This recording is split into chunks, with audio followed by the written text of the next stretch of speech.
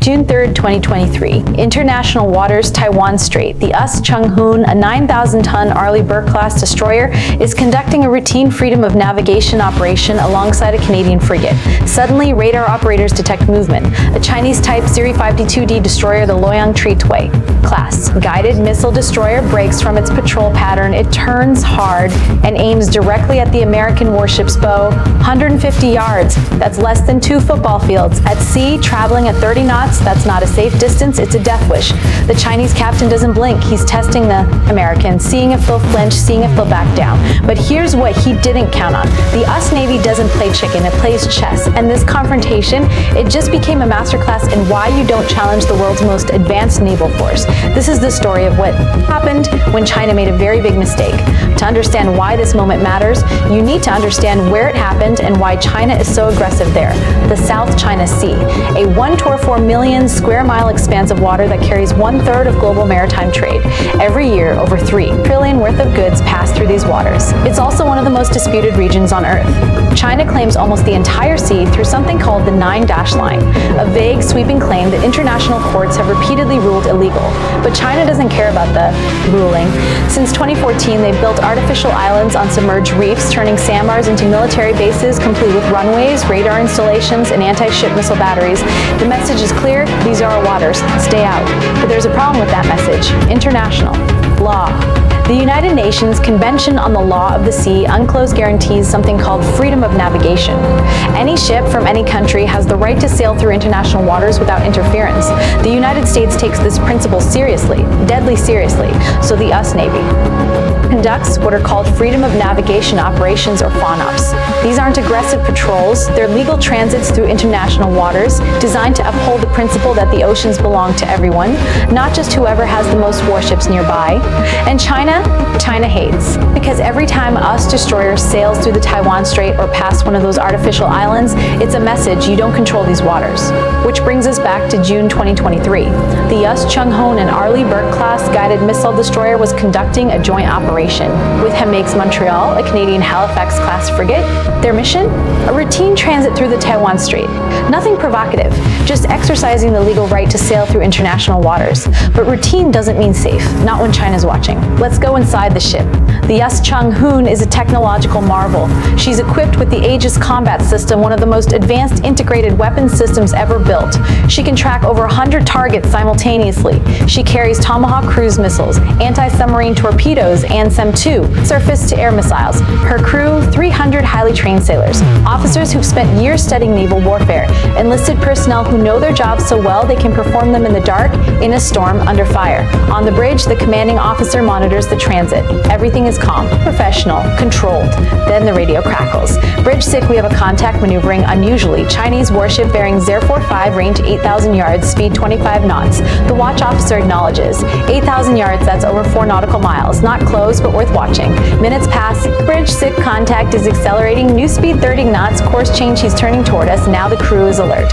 Eyes on screens, hands near controls. The Chinese destroyer, identified as a type 052D, their most advanced surface combatant, is moving with purpose. This isn't a coincidence. This is deliberate. The captain of the Chung-Hoon knows exactly what's happening. This is a harassment maneuver. The Chinese do this. They get close, try to force us ships to change course, create dangerous situations to make a political point, but the Chung-Hoon has orders: maintain course and speed. Do not deviate. These are international waters, and the United States doesn't yield to bullying. The range closes. 4,000 yards, 2,000 yards, 1,000 yards. The Chinese destroyer is now visible from the bridge, a sleek, modern warship bristling with weapons. She's moving fast, angling to cut across Chung-Hoon's bow. Bridge 6 collision warning.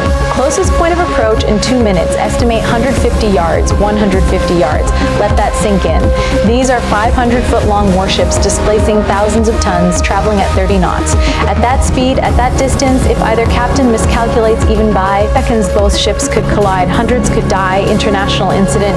Potential act of war. But the Chung-Hoon's captain doesn't flinch. He keys the radio. Professional, calm, firm Chinese warship. This is US Navy warship. You are approaching at unsafe distance. Request you maintain safe. Preparation in accordance with international maritime law. No response. The Chinese ship keeps coming. Sailors on deck watch as the Chinese destroyer cuts across their bow so close they can see sailors on the other ship's deck. The wake from the Chinese ship rolls under the Chung-Hoon, rocking the destroyer, and then the Chinese ship is passed, maneuvering away. The danger moment is over, but something just happened. The Chinese tried to intimidate the US Navy. They tried to force the Americans to blink, to turn away, to show weakness, and the Americans didn't move an inch. This wasn't luck. This wasn't bravado. This was training, discipline, and technological superiority. And here's the part the Chinese captain might not have fully understood. The entire time his ship was closing, the Chung-Hoon's Aegis system was locked on. Every weapon system tracked, every sensor recorded, if that. Chinese destroyer had actually struck the American ship. If this had turned from harassment into an attack, the response would have been immediate and overwhelming. The Chung-Hoon wasn't just standing her ground, she was ready for anything. Within hours, footage of the incident is transmitted back to us Indo-Pacific Command in Hawaii. From there, it goes to the Pentagon, to the State Department, to the White House. This isn't just a close call at sea, this is part of a pattern. Over the past 5 years, Chinese forces have conducted dozens of aggressive intercepts against us military aircraft and ships. In 2018, a Chinese destroyer came within 45 yards of the US Decatur, even closer than the Chung-Hoon incident. In 2022, a Chinese J-11 fighter jet flew within 20 feet of a US Air Force reconnaissance plane over the South China Sea. In May 2023, just weeks before the Chung-Hoon incident, a Chinese fighter performed a dangerous maneuver in front of a US surveillance aircraft, forcing the American pilot to fly through the Chinese jet's wake turbulence. China is testing boundaries. They're probing for weaknesses. They want to know how far can we push before the Americans push back. But here's what China's learning. The United States doesn't get rattled. Every US Navy ship operating in the Indo-Pacific is trained for exactly these scenarios. Crews drill constantly on collision avoidance, de-escalation, and if necessary, combat response. And the technology gap, it's massive. The Aegis combat system on the Chung-Hoon can detect, track, and engage threats faster than any system China currently fields. American destroyers carry some of the most sophisticated electronic warfare systems on the planet, capable of jamming enemy radars, intercepting communications, and disrupting targeting systems. And it's not just about the ships, it's about the network. Every US Navy vessel in the region is connected through secure data links. Information from satellites, submarines, aircraft, and other ships flows seamlessly. If the Chinese destroyer had actually attacked the Chung-Hoon, it wouldn't just be fighting one ship, it would be fighting the entire US 7th Fleet. And that's a fight China cannot win, not now, maybe not ever. Because while China has expanded its Navy rapidly, they now have more ships than the US Navy. Quantity doesn't equal quality. Most of China's fleet consists of smaller corvettes and frigates designed for coastal defense. The United States operates 11 nuclear-powered supercarriers. China has 3 carriers total and only 1 is fully operational. The US Navy has decades of experience operating globally. China's Navy has barely ventured beyond the first island chain. And perhaps most importantly, the US Navy has combat experience. American sailors have fought in the Persian Gulf, the Mediterranean, the Pacific. They've conducted strikes, defended convoys, enforced blockades. China's Navy, it hasn't fought a war since 1979, and that was on land against Vietnam, and they lost. So when that Chinese destroyer tried to intimidate the USS Chung-Hoon, what they actually did was remind the world of something very important. The United States Navy is still the most powerful maritime force on Earth, and it's not even close. The aftermath of the June 2023 incident was swift and deliberate. The US Indo-Pacific Command publicly released a statement condemning the Chinese maneuver as unsafe and unprofessional. The Pentagon declassified video footage of the incident, distributing it to media outlets worldwide. Why? Because sunlight is a weapon. By making the incident public, the United States put China on the defensive. Beijing had to explain to the world why their warship endangered lives in international waters, and the international reaction, overwhelmingly critical of China. Canada, whose frigate was also part of the transit, issued its own condemnation. Japan, Australia, and several European nations expressed support for freedom of navigation operations. Even Asian countries that usually stay neutral on US China issues quietly took note. Because here's The thing, every country with a coastline depends on freedom of navigation. If China can bully the US Navy, what chance does Vietnam have, or the Philippines, or Indonesia? So the Chung-Hoon incident became a rallying point. The United States announced increased FONOP operations, more transits through the Taiwan Strait, more exercises with regional partners. In the months following the incident, the US Navy conducted joint operations with Japan, South Korea, Australia, the United Kingdom, and Canada, all in waters China claims as its own. The message? You don't get to redraw international law by building artificial islands and playing chicken with warships. But there's another dimension to this story. Inside China, the government's propaganda machine spun the incident differently.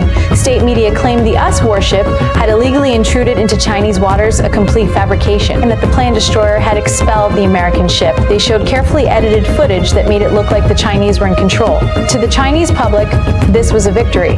But to military analysts, it was a sign of weakness. Because if China really controlled those waters, why would they need to resort to dangerous maneuvers to make that point? If their navy was truly dominant, why not just shadow the American ships professionally, the way competent navies do? The answer is uncomfortable for Beijing. They can't. They don't have the doctrine, the experience, or the confidence to operate alongside the US Navy as equals. So they resort to aggression, to intimidation, to reckless behavior that endangers lives. And every time they do, they prove they're not ready for the role they claim to want as a responsible global maritime power. Meanwhile, the US Chung-Hoon, she completed her transit on schedule without deviation, and then she sailed on to her next mission, because for the US Navy, this wasn't an extraordinary day, it was Tuesday. So what does this incident really tell us? It tells us that the world's oceans are becoming contested spaces again.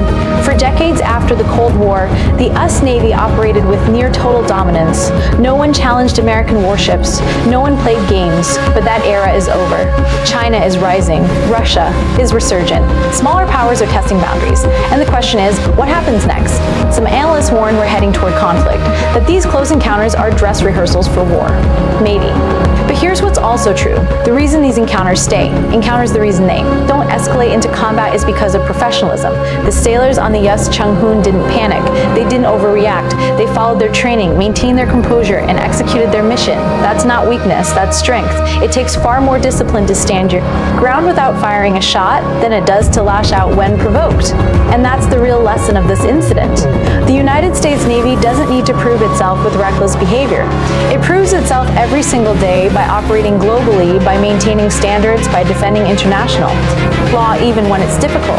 China can build artificial islands, they can expand their fleet, they can conduct aggressive maneuvers, but until they develop the culture, the experience, and the professionalism that comes with decades of operations, they're still playing catch up, and the gap isn't closing as fast as Beijing thinks. Because a navy isn't just ships and missiles, it's people, training, doctrine, trust, and those things can't be built overnight. The US Chung-Hoon incident was a challenge, a test, a moment of brinkmanship, but it was also a reminder the world's oceans are governed by law, not by whoever can behave most recklessly. And as long as the United States Navy sails, those laws will be upheld, not through aggression, not through intimidation, but through presence, through professionalism, through unwavering commitment to the principle that the seas belong to everyone. So the next time China or anyone else decides to challenge a US Navy ship, they should remember one thing. The Americans don't back down. They don't have to, because when you're the best, you don't need to prove it by playing chicken. You prove it by sailing on. Mission complete, of course, unchanged, and the flag still flying.